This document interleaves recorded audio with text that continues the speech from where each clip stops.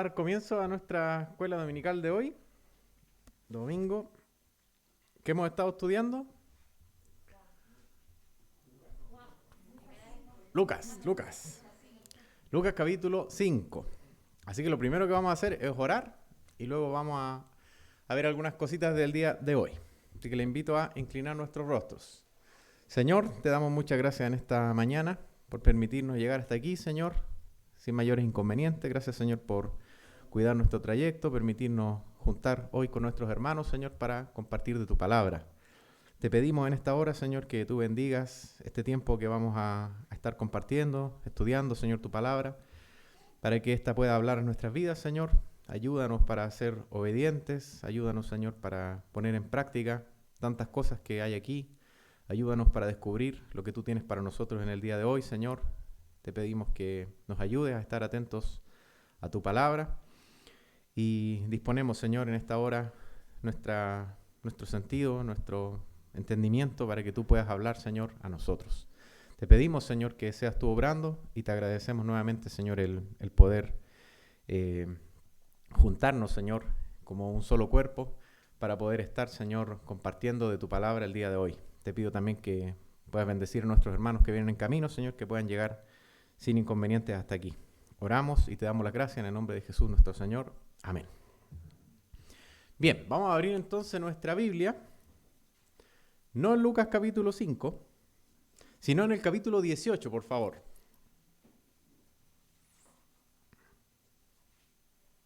Y si alguien es tan gentil, si me puede leer qué dice el versículo 14, Lucas 18, 14.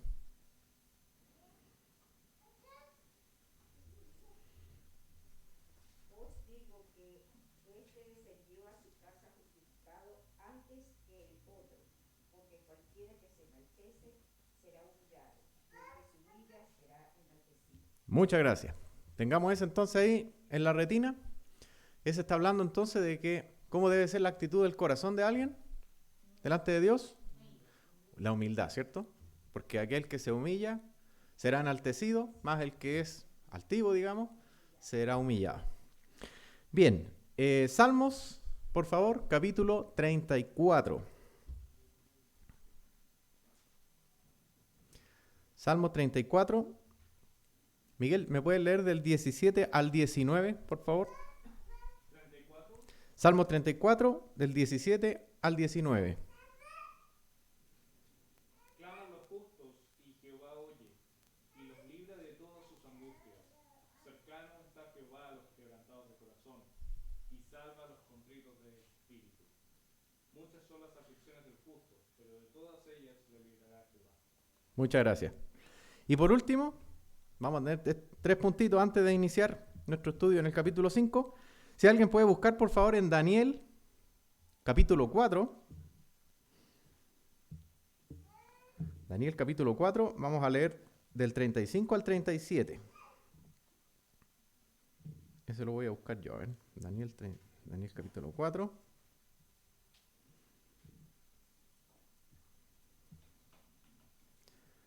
Al final. ¿Ya lo tiene? Daniel 4. Dice el versículo 34. Esto lo busqué un poquito más adelante para que entendamos el contexto. Dice: mas al fin del tiempo, yo, Nabucodonosor, alcé mis ojos al cielo y mi razón me fue devuelta. Es decir, había pasado por un tiempo de estar loquito, ya, medio demente, medio confundido. Y aquí dice que alzó sus ojos al cielo y la razón le fue devuelta.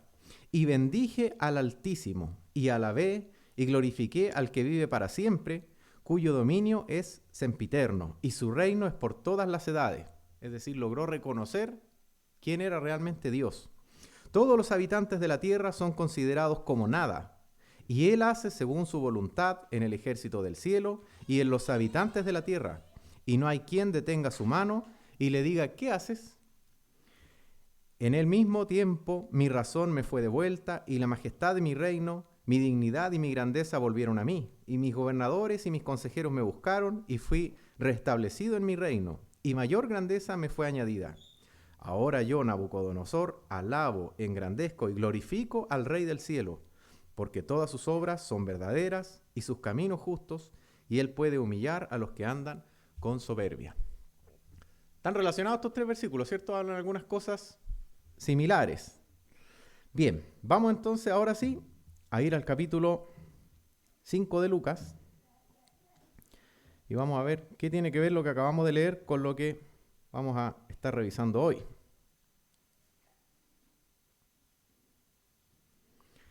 Volvemos entonces, dejamos ese paréntesis, lo cerramos, volvemos a lo que hemos estado viendo en Lucas, así a la rápida, de los capítulos anteriores que hemos visto, ¿de qué se acuerda? ¿O qué le ha llamado la atención?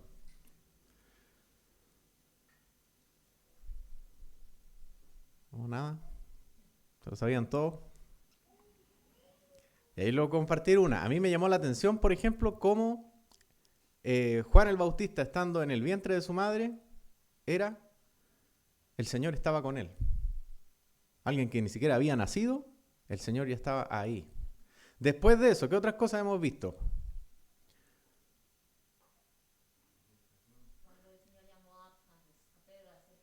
Perfecto, eso fue la semana pasada. El llamamiento, ¿no es cierto?, de Pedro. Dijeron por ahí que Jesús fue tentado. ¿Qué más? Hubo algo donde el pastor dio harto énfasis y estuvimos, no sé si un par de domingos, pero que era cuando él fue a la sinagoga. ¿Y qué fue lo que hizo?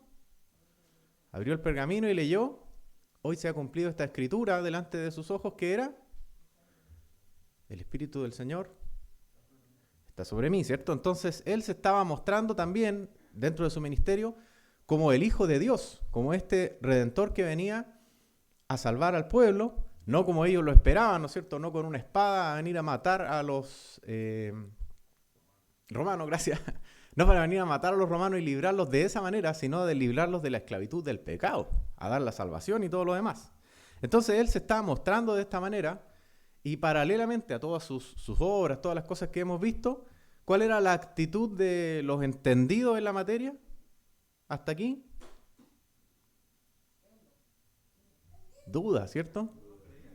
Molestia. Ese mismo día que estamos contando del tema de la apertura del rollo, ¿qué fue lo que quisieron hacer con él?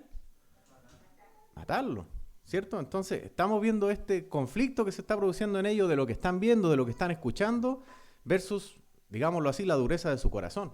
Y el resto del pueblo, de las otras personas, ¿qué hemos visto de ellos? ¿Cierto? Pero también esa necesidad de escuchar, de agolparse. ¿Se acuerdan que Jesús tenía que subir a la barca por un motivo? ¿Cuál era? La gente estaba ahí deseosa, ansiosa de ver, de escuchar. Algunos quizás por los milagros, a lo mejor otros porque tenían la necesidad real de aprender, de escuchar, una necesidad del Señor. Lo cierto es que estaba más o menos todo esto aconteciendo, ¿ya? Entonces, dicho eso, vamos entonces al versículo 12 de Lucas capítulo 5. Dice: sucedió que estando él en una de las ciudades, se presentó un hombre lleno de lepra, el cual, viendo a Jesús, se postró con el rostro en tierra y le rogó diciendo: Señor, si quieres, puedes limpiarme. Vamos a hacer un paralelo, no sé cómo llamarlo, miserable si usted quiere, pero imaginemos la lepra y imaginemos el COVID, ¿ya? Solamente para poder dimensionar un poquito. ¿Cómo sería hace 2000 años atrás la vida de una persona que estaba con lepra, que estaba llena de lepra? ¿Fácil? Horrible, ¿cierto? Primero por lo que es el contexto de la enfermedad. Imagínense cuando uno se entierra una astilla, el dolor que siente en el dedo, cuando uno se corta con un cuchillo. Imagina que todo tu cuerpo está lleno de llagas, que está lleno de lepra. O sea, no era algo, digamos, pasajero. Era una enfermedad que estaba totalmente declarada en él. Esa condición, aparte de lo doloroso, de lo terrible, me imagino que las llagas hacían que esto fuera hediondo, incómodo. Por lo tanto, aparte de eso, socialmente, perfecto, rechazado. ¿Quién quería estar del lado de un leproso? Nadie. ¿El leproso vivía en la ciudad o vivía en las afueras? era en la afuera porque obviamente los temas sanitarios y todo lo demás no eran como es hoy día. Y aunque hubieran sido, pucha, esa persona no puede estar ahí, puede contagiar al resto. Por lo tanto, tenía que vivir afuera, prácticamente al olvido. Quién sabe cómo se alimentaban, de qué cosa. Yo creo que hasta los familiares tenían cierto resquemor de ir a atenderlo porque se les podía pegar, porque no era grato estar al lado de una persona así, etcétera. ¿Por qué le decía con el COVID? Porque, si bien es cierto, guardando todas las proporciones, hoy día no se parecen las enfermedades, pero usted iría a comprar el pan a un lugar donde sabe que el panadero no se lava las manos, que tiene COVID. Probablemente no, ¿cierto? Diríamos, no, esa cuestión, mejor voy a comprar el pan a otro lado. Todo esto, agrandado, digamos, es lo que vivía día a día este leproso. Pero ¿qué es lo que hace? Dice que viendo a Jesús, se postró con el rostro a tierra y le rogó diciendo, Señor, si quieres puedes limpiarme. A lo mejor para nosotros es sencillo imaginar que alguien pueda doblar sus rodillas, poner su rostro en tierra. Mi esposa tiene artritis, por lo tanto yo sé que para ella no es tan fácil porque le duelen sus articulaciones. ¿Cómo habrá sido para un leproso? ¿Habrá sido algo físicamente algo difícil quizá? Nada de eso a él le importó, sino que él fue, se postró con el rostro en tierra y le dijo, Señor, si quieres, puedes limpiarme. Entonces, extendiendo él la mano, le tocó diciendo, quiero, sé limpio. Y al instante la lepra se fue de él, desapareció. Vamos a aprender entonces a partir de aquí algunas lecciones respecto de este leproso, pero antes vamos a cerrar la historia. ¿Qué dice el versículo 14? Y él, Jesús, le mandó que no dijese a nadie, sino ve, le dijo, muéstrate al sacerdote y ofrece por tu purificación, según mandó Moisés, para testimonio a ellos. Pero su fama se extendía más y se reunía mucha gente para oírle y para que les sanase de sus enfermedades. Bueno, ¿qué podemos ver entonces, como decía yo, de este leproso? Como ya decíamos recién, ¿no es cierto? Probablemente una persona con un montón de aflicciones, de problemas, físicamente muy cansado, pero que va delante del Señor con una actitud, y aquí enganchamos con los versículos que vimos antes, humilde. Él no le dijo, tú eres poderoso, sáname, tienes la autoridad, sino que va con humildad, a pesar de lo difícil que puede haber sido para él el doblar su rodilla, el poner su rostro a tierra, se postra diciendo, Señor, si quieres, puedes limpiarme. Entonces, este hombre, leproso, nos enseña primero esa lección, la humildad. Y nos hace preguntarnos cómo vamos nosotros delante del Señor, ¿con humildad o con soberbia? Él lo hizo con toda humildad, ¿cierto? Después le dijo, Señor, si quieres. Y aquí hay otra lección importante, o otro punto, que tiene que ver con que, algo que el pastor ha repetido muchas veces, y otros hermanos que también se han parado aquí alguna vez, que muchas veces nosotros creemos que Dios está al servicio nuestro. Yo soy cristiano, yo creí en el Señor, por lo tanto ahora tengo la bendición de que cualquier cosa que pida el Señor lo va a hacer porque prácticamente, ¿no es cierto?, entre comillas, Él me sirve a mí. Él está a mi disposición. Y eso no es así. Nosotros somos los siervos. Nosotros somos los que debemos someternos a la voluntad de Dios. Y este hombre lo entiende diciendo, Señor, si quieres, que se haga tu voluntad, no la mía. Él no fue a decirle, tú eres poderoso, tú tienes la autoridad sobre las enfermedades, así que sáname, yo creo en ti, así que tienes que hacerlo. No. Él entendió que a pesar de todo su dolor, de toda su enfermedad, de todo lo que estaba viviendo, la última palabra la tenía el Señor y su voluntad. Por lo tanto, el siervo no es Dios, el siervo somos nosotros, sirviéndole para Él. Si Él quiere, puede hacerlo. A lo mejor hay un plan detrás de esto, de esta enfermedad. Si el Señor no lo hubiera querido sanar, ¿qué? ¿Significa que Dios no es tan bueno como dice? ¿Significa que el poder en realidad no era tal para poder sanar? No. Él tenía la autoridad para poder hacer como Él quisiera, y este hombre leproso nos enseña eso, que Él está ahí a pesar de todo su aflicción, su dolor, su molestia, diciendo, Señor, que se haga como tú quieras conmigo. Y también habla, esto fue más o menos lo que quise enganchar con la lectura de Daniel, de la soberanía de Dios. Dios es soberano.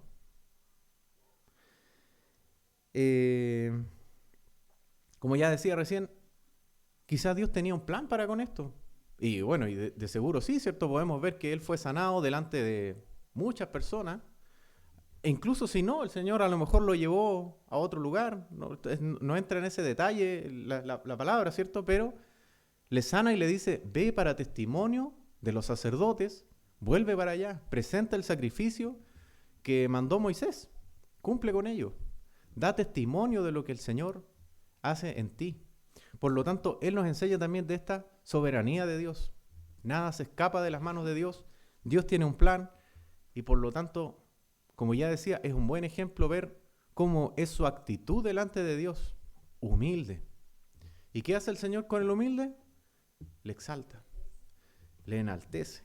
Y en este caso, este hombre fue sanado y fue usado por el Señor para dar testimonio a otros de lo que él estaba haciendo. Como ya dije, ¿qué podemos concluir de esto? Una pregunta. ¿Cómo es nuestra actitud cuando pedimos o cuando estamos esperando algo del Señor? Impaciente de decir, ya pues Señor, lo necesito, estoy afligido, me duele, necesito de ti ahora. O es decir, Señor, yo quiero esto, pero que prevalezca sobre todo tu voluntad, tu soberanía, en la cual yo confío. Para pensar, ¿cierto? El tema de la purificación, ¿cierto? Le dice, ve con los sacerdotes, preséntate con ellos y presenta... ¿Por qué estaba haciendo eso? ¿Era necesario realmente? Hemos leído en otra parte de la Biblia, ¿no es cierto?, en la carta a Gálatas, de que el Señor Jesús no vino a abolir la ley, no vino a destruirla, sino que a cumplirla. Por lo tanto, era una enseñanza para sus detractores, que tanta yeyita le buscaban por aquí y por allá, decirle, ahí está, lo sané, que cumpla con lo que tiene que cumplir. ¿Qué otra enseñanza les deja? A lo mejor para el mismo leproso, yo me imagino, no lo sé, probablemente él era judío. Si no lo hubiera sido, a lo mejor no hubiera sido necesario decirle, anda para allá y cumple con él, porque ni siquiera lo hubiera conocido. Este sacrificio de las palomas, lo que había que hacer. Pero el Señor le manda, entonces probablemente también tenía un trato personal con él y con la comunidad que seguramente lo conocía a este enfermo. Tal vez no era un completo desconocido. Como ya dije, dar testimonio también a esos sacerdotes que iban a apreciar con sus propios ojos las cosas que Jesús estaba haciendo. Que no es que le hubieran pintado las llagas y para que parezca que fue sano. Preséntate, que ellos vean con sus propios ojos tu sanidad, lo que el Señor está haciendo contigo. ¿Ellos qué hacían? Cuestionarlo. Bueno, le dice el Señor, ahí está, ve para allá. Que ellos mismos vean lo que estás haciendo. Entonces, hay varias razones, que son las que estamos viendo, de por qué probablemente el Señor le dijo, ve para allá, presenta tu sacrificio. En estricto rigor, como ya dije, no era necesario, porque el Señor podía hacer con él como quisiera. No a todos les mandó a cumplir con esto después de una sanidad. Pero algo estaba haciendo aquí el Señor. Volvemos al punto de la soberanía. Mire, antes de cerrar este relato, vamos a ver por favor en Marcos capítulo 1.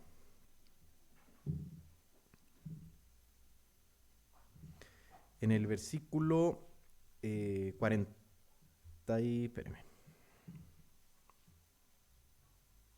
Mire, vamos desde el 40, para que veamos que lo que va a relatar aquí Marcos, en el capítulo 1, es la misma historia que estamos viendo nosotros en Lucas capítulo 5. ¿Qué dice el versículo 40? Vino a él un leproso, rogándole, e hincada la rodilla le dijo, si quieres puedes limpiarme. Y Jesús, teniendo misericordia de él, extendió la mano y le tocó y le dijo, quiero, sé limpio. Entonces le encargó rigurosamente y le despidió luego. ¿Cierto? Le encargó, le dijo, ve a hacer lo que le había mandado. Y le dijo, versículo 44, esto no lo vimos nosotros en Lucas capítulo 5, mira, no digas a nadie nada, sino ve, muéstrate al sacerdote y ofrece por tu purificación lo que Moisés mandó para testimonio a ellos. Pero oído él, comenzó a publicarlo mucho y a divulgar el hecho, de manera que ya Jesús no podía entrar abiertamente en la ciudad, sino que se quedaba fuera en los lugares desiertos y venían a él de todas partes. ¿Qué fue lo que el Señor le encargó? Aparte de ir a mostrarse delante de los sacerdotes. Calladito. ¿Cierto? Eso le dijo. No digas a nadie nada. Anda donde te dije y haz lo que te dije. ¿Qué es lo que él hizo en el versículo 45? Comenzó a publicarlo mucho y a divulgar el hecho. Pongámonos nosotros e intentemos nosotros ponernos en el lugar de él. 5, 10, 20 años de lepra, no lo sé. Pero imagínate llevar ese sufrimiento. Que venga el Señor, toque tu... No sé, dice que extendió su mano, no sé si lo habrá tocado realmente o no, pero que extienda su mano y te libere de golpe y porrazo de eso que te ha atormentado durante tanto tiempo. ¿Qué haríamos? Probablemente lo mismo que hizo él. Decir, no me puedo quedar callado, tengo que contar la alegría. Humanamente es entendible, pero ¿sabes qué? No sé si te diste cuenta, pero él desobedece al Señor. A pesar de lo bueno que parece, su alegría, su gozo de ir a contarle a sus familiares, de ir a dar testimonio, pero en realidad él desobedece al Señor, que es, digamos, lo triste. Y esto me hizo preguntar lo siguiente: ¿cuántas cosas nos parecen buenas a nuestros ojos y a lo mejor son terribles delante de los ojos del Señor? Porque a nosotros nos parece correcto, porque a nosotros nos parece bueno. Pero a lo mejor en lo que a nosotros nos parece bueno, estamos desobedeciendo al Señor. De hecho, la consecuencia que tiene esto, lo dice ahí mismo el versículo 45. Primero vimos que el leproso estaba fuera de la ciudad, apartado. Cualquiera que lo veía probablemente lo echaba, lo maldecía, para que no viniera, para que no les pegara la enfermedad. Y el Señor estaba en la ciudad enseñando. ¿Qué ocurre con esto? Dice ahí la segunda parte de este versículo, de manera que Jesús ya no podía entrar abiertamente en la ciudad. O sea, se invierten los papeles. Ahora Jesús tiene que quedarse fuera cuando tenía un propósito, tenía cosas que lograr, tenía cosas que conseguir, explicar, enseñar, hacer más milagros. Tenía todo un ministerio por delante, pero dada la desobediencia involuntaria, pero desobediencia al fin y al cabo, es el Señor el que queda afuera y es el leproso el que queda adentro. ¿Qué es lo que quería hacer Dios aquí? ¿Que Él fuera y contara? No. Pero como ya dije, cuidado con eso. No, yo creo que nos ha pasado tantas veces que a nuestros ojos algo parece bueno, pero en realidad, como decimos en Chile, estamos metiendo la pata. Nos estamos equivocando. Estamos desobedeciendo al Señor. Por lo tanto, ojo con esa apariencia, que a veces las cosas parecen buenas, pero en realidad delante de los ojos de Dios no lo son.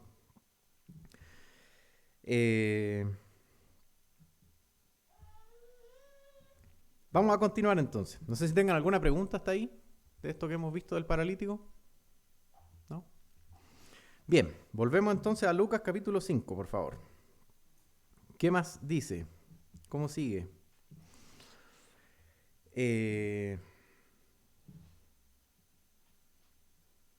¿No es cierto? Dijimos en el 15, su fama se extendía más y más y se reunía mucha gente para oírle y para que le sanase de sus enfermedades. Aquí está lo que estábamos conversando, ¿cierto? Él ya no lo leímos aquí directamente, lo leímos en Marcos, pero la gente le seguía buscando y eso impedía que él pudiera entrar a las ciudades, porque a donde lo veían se aglomeraban, digamos, se amontonaban, buscando, en este caso, esa misma sanación que había hecho con el leproso para quién sabe cuántas otras enfermedades que andaban por ahí. Esa es una interesante pregunta que abordamos así someramente recién, de decir, ¿por qué la gente lo buscaba? solamente por el milagro? ¿O había también esta actitud de buscarlo por querer conocer de Él, del Señor, de su voluntad para su vida?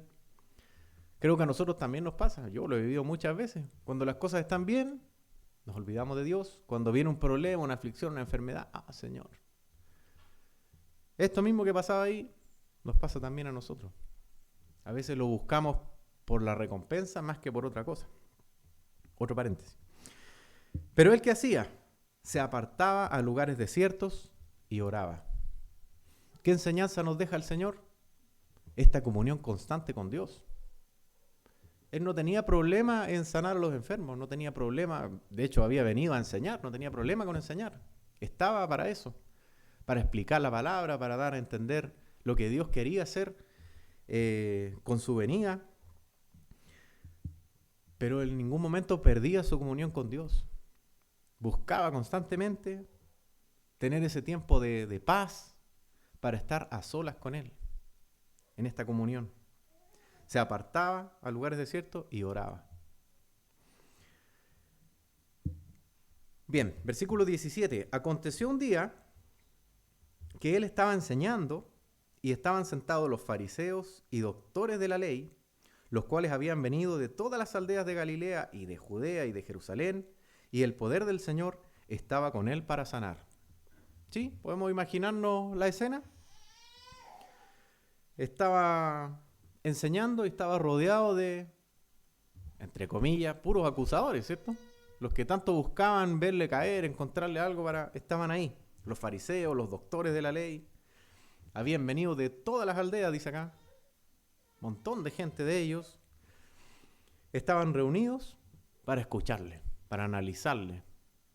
Tenían ahí los ojos puestos en él para ver con qué iba a salir ahora.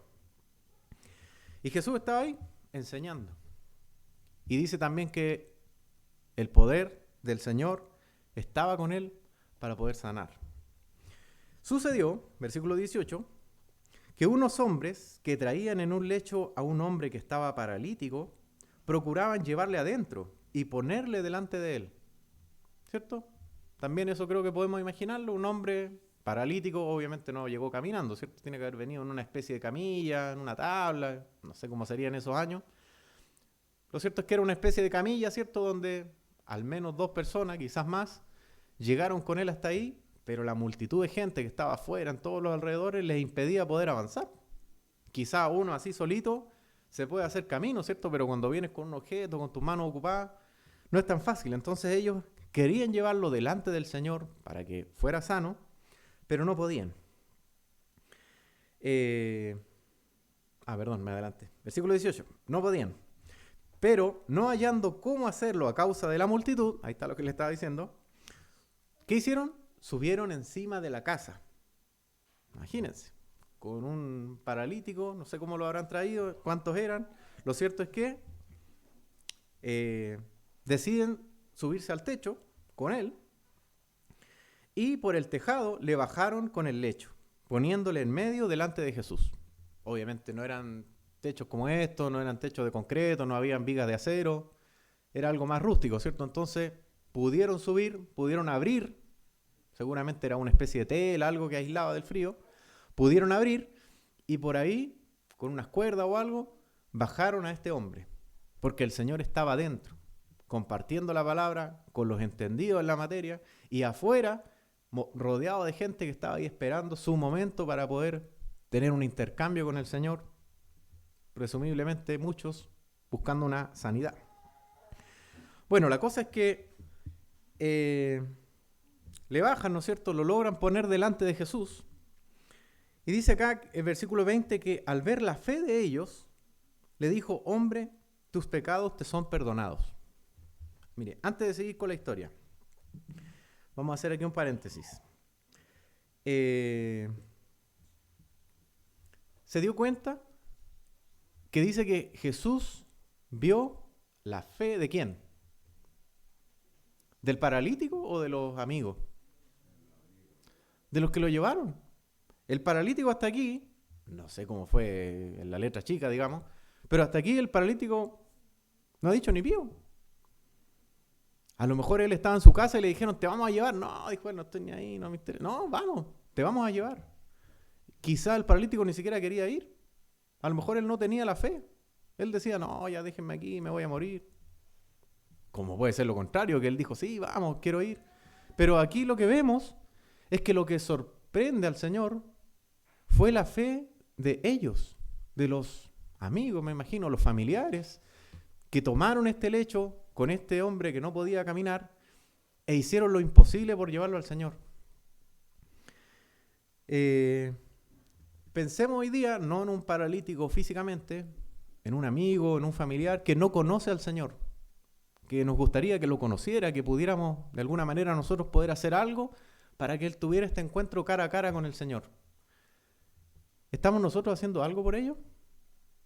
Como lo hicieron estos jóvenes, o bueno, no sé si eran jóvenes, pero estas personas, de decir, te quiero llevar a que te encuentres con el Maestro, te quiero llevar para que Él ponga su mano sobre ti, e hicieron lo que parecía imposible, pasar por una multitud, abrir un techo, ponerlo ahí. ¿Cuánto esfuerzo ponemos nosotros en que nuestros familiares, nuestros amigos, conozcan del Señor? Una oración una vez al año. Hablarle del Señor una vez cada 5 años. Para pensar también, ¿cierto? Ellos entendieron que este hombre necesitaba del Señor e hicieron todo lo que estaba en sus manos para llevarlo hasta ahí. Y eso es lo que el Señor vio. Dijo, la fe de ellos, digámoslo así, lo conmovió. Al ver la fe de ellos, le dijo, hombre, tus pecados te son perdonados. ¿Qué era mejor, que lo sanara o que le perdonaran los pecados? El Señor le perdona los pecados, pero ¿qué ocurre en el versículo 21? Los escribas y los fariseos comenzaron a cavilar diciendo, ¿quién es este que habla blasfemias? ¿Quién puede perdonar pecados sino solo Dios? Yo busqué ahí cavilar en el diccionario común y silvestre y dice que es una reflexión con preocupación e insistencia o de forma profunda y minuciosa sobre algo. Es decir, estaban ahí acongojados por lo que habían escuchado, meditando, pensando, reflexionando con preocupación sobre esto que habían escuchado. ¿Cómo este hijo de un carpintero puede venir aquí a decir, tus pecados te son perdonados? ¿Quién se cree? Eso es lo que estaban haciendo ellos, cavilando en su corazón. Versículo 22. Jesús entonces, conociendo los pensamientos de ellos, no lo dijeron abiertamente, pero estaba ahí en su corazón, conociendo el pensamiento de ellos, ¿qué fue lo que hizo? Les dijo, ¿qué caviláis en vuestros corazones? ¿Qué es más fácil decir, tus pecados te son perdonados? ¿O decir, levántate y anda? Pues para que sepáis que el Hijo del Hombre tiene potestad en la tierra para perdonar pecados, le dijo al paralítico, a ti te digo, levántate, toma tu lecho y vete a tu casa. Es decir, primero le dijo, tus pecados te son perdonados. Ahora, ¿qué fue lo que le dijo? Eres sano, toma tus cosas, vete. Si era paralítico y no lo sanaba, era imposible que pudiera tomar su lecho e irse a su casa. Por lo tanto, el Señor le sana. Al instante, levantándose en presencia de ellos y tomando el lecho en que estaba acostado, se fue a su casa glorificando a Dios. Vemos entonces que se concreta esta sanidad. Y todos, sobrecogidos de asombro, glorificaban a Dios y llenos de temor decían, hoy hemos visto maravillas. No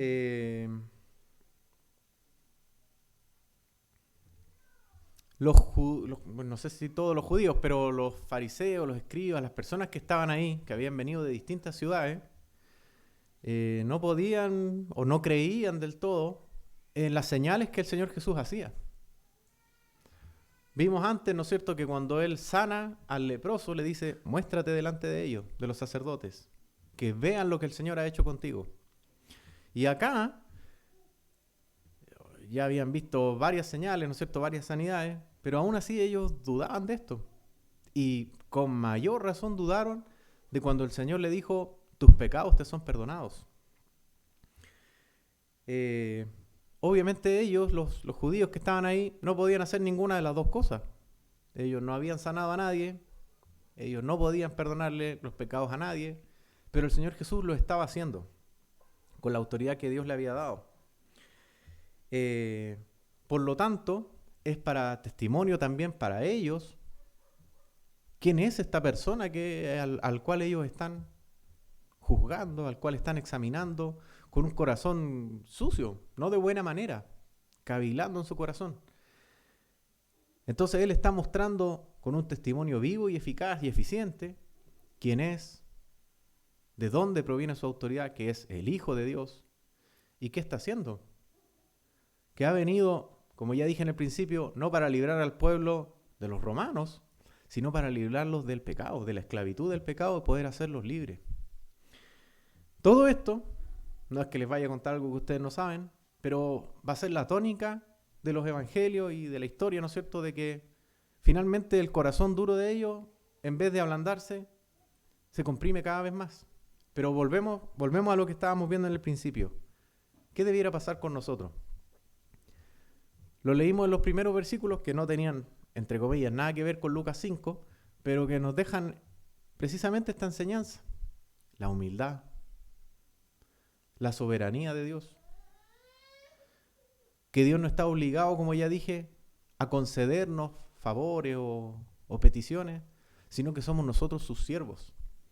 Y lo aprendemos del leproso, lo aprendemos de estos muchachos que llevaron, o chiquillas, no lo sé, pero estas personas que llevan a este enfermo, a este paralítico delante del Señor, dejando todo su esfuerzo, dejando todo lo que tenían que hacer para que esta persona pudiera conocer al Señor.